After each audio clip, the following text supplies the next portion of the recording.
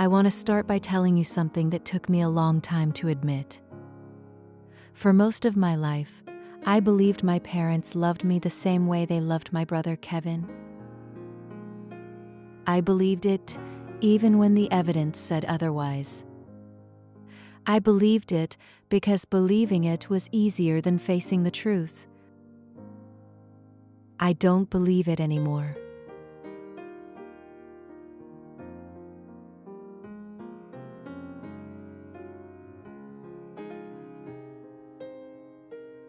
Growing up, Kevin was the golden child.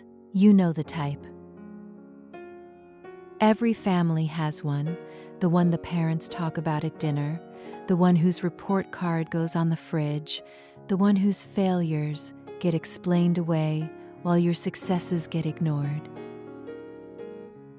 Kevin was that kid, and I was the other one. I don't say this with bitterness. I say it because it's simply true.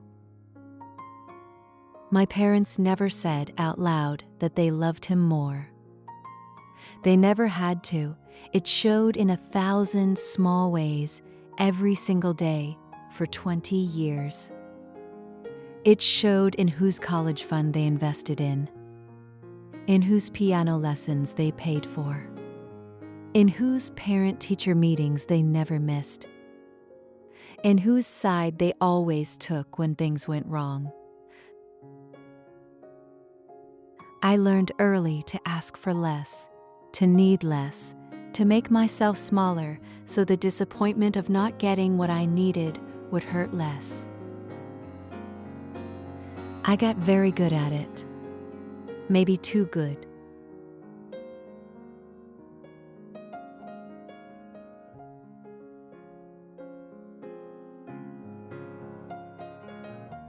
When I was 7 years old, my grandmother, my mom's mother, set up a college fund for me, just for me. She told me about it herself when I was 12, sitting at her kitchen table eating her apple pie. She said, "Sarah, this is yours, for your future. Nobody can touch it but you." I believed her. I trusted her. And I trusted my parents to honor what she had done for me. My grandmother passed away when I was 16. By then, the fund had grown to just over $40,000. Enough for 2 years of college, maybe more if I was careful. I had plans. I had worked hard.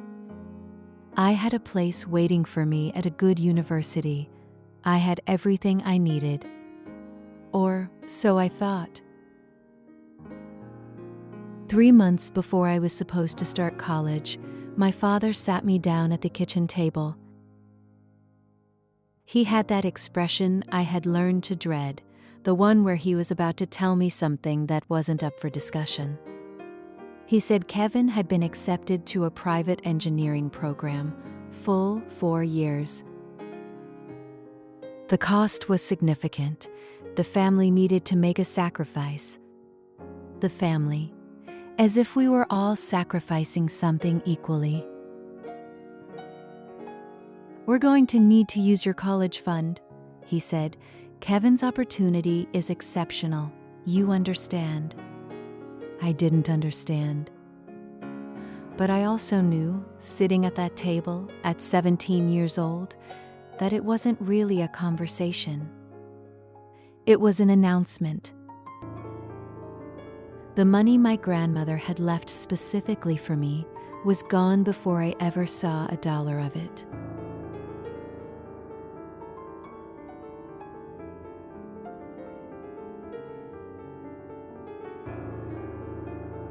I won't pretend I handled it gracefully. I cried. I was furious. I told my mother it was wrong, and she said sometimes families have to make hard choices. Then I picked myself up and figured out another way. Because that's what you do when you're the other one. You figure it out yourself. I worked 2 jobs through college, community college first, then a 4-year degree paid for entirely by me. I graduated with honors in human resources management. Nobody from my family attended the ceremony. Kevin had a job interview that day. My parents went with him for moral support.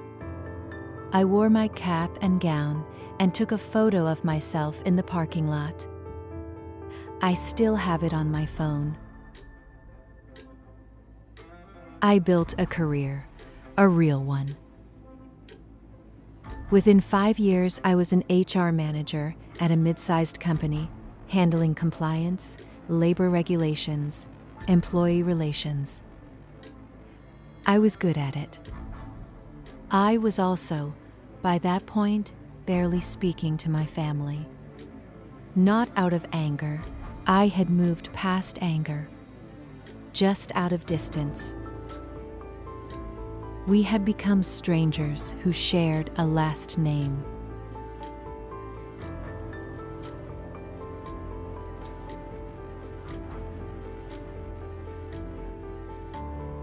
My sister, half-sister technically, from my father's first marriage, got married 3 years ago. Big wedding, 200 guests. The kind of event my parents had been planning and funding for 2 years. I was invited, barely. My name appeared on the seating chart, wedged between 2 cousins I had never met, at the table furthest from the family. At the reception, my father gave a speech. He talked about family, about sacrifice, about the people who had shaped who he was and who his children had become.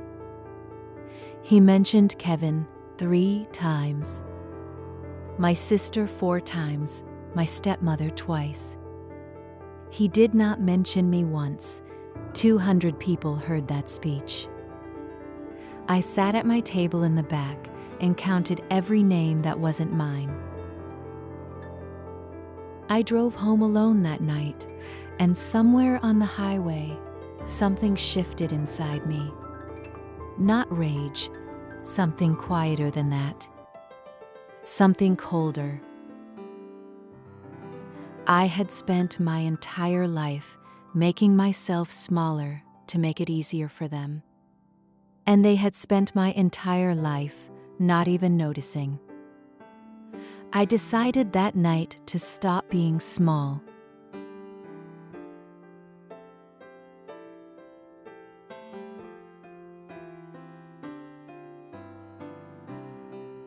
Here is where I need to explain something about my job. As an HR compliance manager, I know labor law the way a doctor knows anatomy. I know what companies are required to do for their employees, the documentation, the contributions, the overtime rules, the safety standards. I also know what it looks like when those rules are being broken. I've seen it in audits. I've flagged it in reports. I've terminated people for it. My father owns a small construction company, 15 employees, maybe 20 at peak season. He's owned it for 30 years. I had never paid much attention to how he ran it. Why would I? But after the wedding, I started paying attention, not obsessively, just carefully. The way you notice things when you finally decide to look. What I found wasn't hard to find. It never is when someone has been cutting corners for 30 years under the assumption that nobody is watching. Workers paid in cash with no documentation.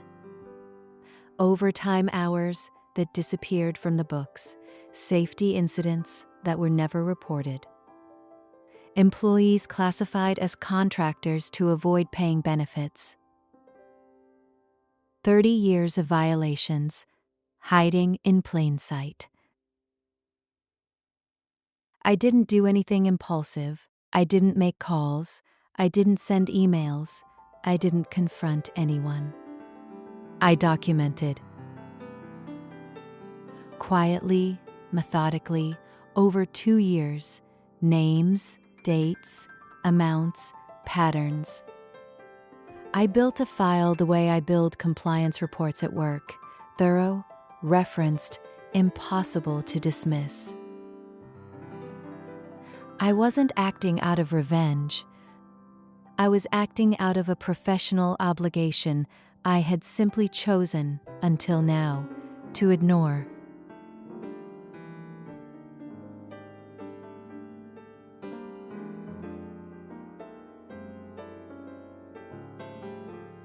On a Tuesday morning, 14 months after that wedding, I sat at my desk at work and opened a new email.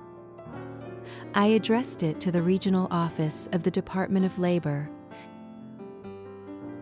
I attached 2 years of documentation, 47 pages. I wrote a clear, professional cover letter. I signed it with my real name. Then I closed my laptop and went to get coffee. I want to be clear about something. What I reported was real. Every violation I documented was genuine. Those 15 employees, people who had worked for my father for years, had been cheated out of wages, benefits, and protections they were legally entitled to. I wasn't fabricating anything. I wasn't exaggerating. I was simply doing what I should have done as a compliance professional the moment I became aware of it.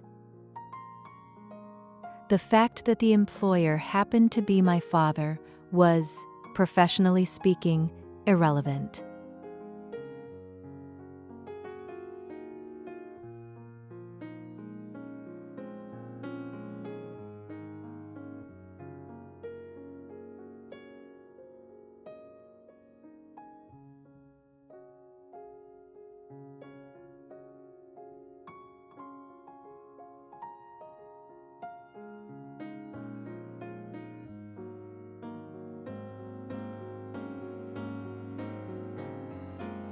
The investigation took 4 months. I know this because I was informed, as the reporting party, of the timeline. During those 4 months, I said nothing to my family. I went to work. I cooked dinner. I called my mother on her birthday. I acted like nothing had changed, because for me, nothing had changed. I had done something I should have done years ago. I was simply waiting for the process to complete. My father called me on a Thursday evening. I remember because I was making pasta and I almost didn't answer. He was not calm. The investigators had shown up at his office that morning with a full audit order. His accountant had called in a panic. His lawyer was advising him not to speak to anyone. "Do you know anything about this?" he asked me. I said, "Dad, I'm an HR compliance manager. If someone reported labor violations to the Department of Labor, that's a serious matter. You should speak to your lawyer." I finished making my pasta after we hung up. The final outcome came 6 months later. My father's company was fined significantly. Back wages were calculated and paid to current and former employees going back 7 years, the maximum legal window. 15 workers received checks they never expected. Some of them had been with the company for over a decade. My father never proved it was me. He suspected. He still suspects. But suspicion isn't evidence. A lesson I learned from him, actually, all those years ago at the kitchen table.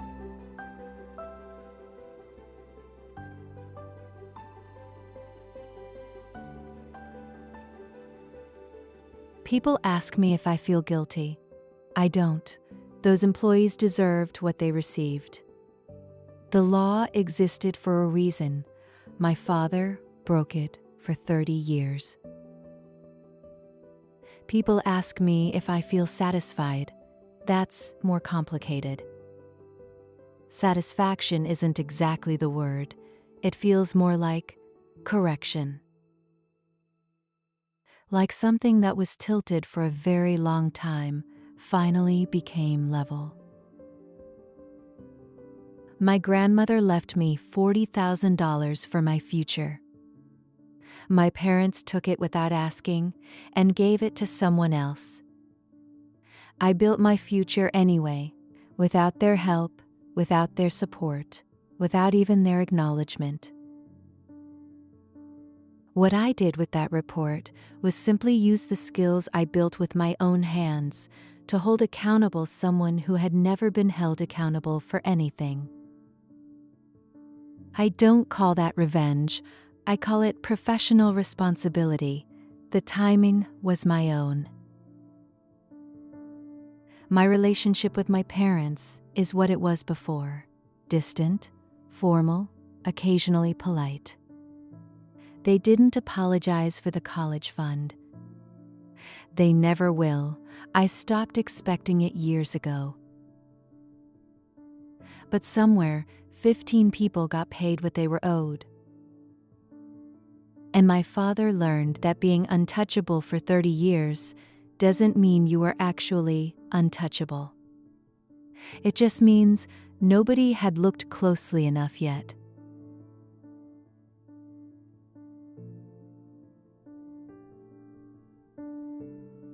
If you made it to the end of this story, thank you.